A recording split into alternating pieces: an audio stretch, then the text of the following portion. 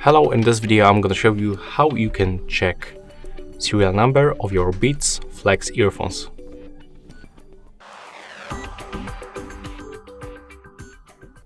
So to do this, we got two methods. The first one, you can do this by looking on this marking on this part of your earphones.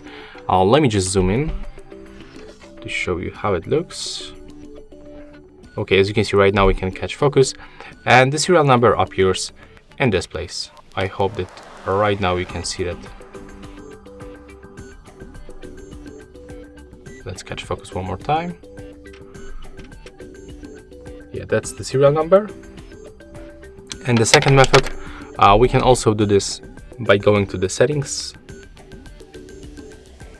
So just open the settings on your iPhone, go to the Bluetooth, then click on the information icon when you are connected with your Beats Flex.